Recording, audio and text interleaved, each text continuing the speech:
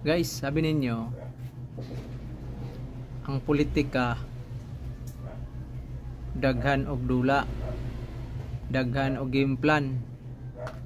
Patakabalo karon maabot ugma.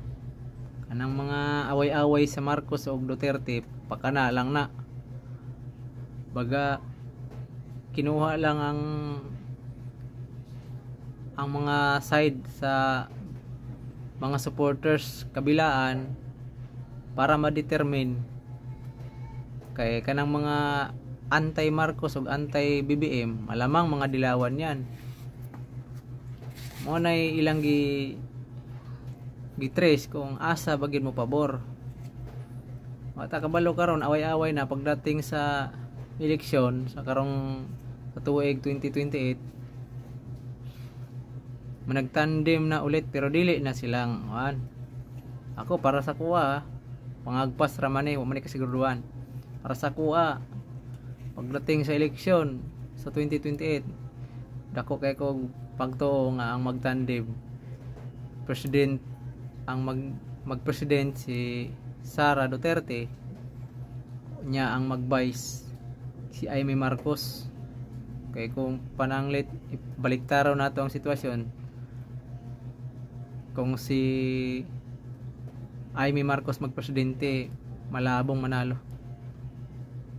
Lalo na pag di niya tandem ang Duterte, malabo nang makalusot.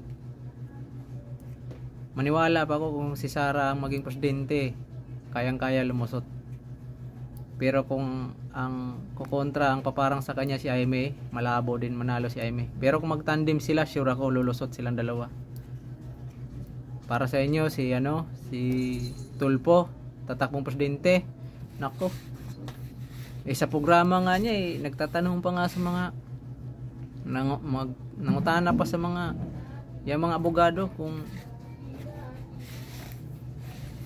tungkol sa mga batas. Ibig sabihin malaking kakulangan pa sa mga batas sa pag-aaral ng batas. Tulpo malabo yan manalo sa pagka presidente.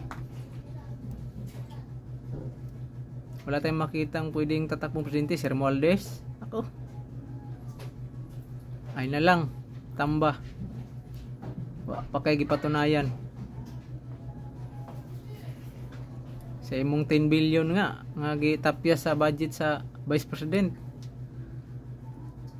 O patakabalo, naghatag na ba mo sa inyong nagpaasa na mo sa inyong kuan? Asa na napaingon ng budgeta? 10 billion. Kanang million lang, 100 million inyong gigukod, pero kanang 10 billion nga gitapyas niya sa budget sa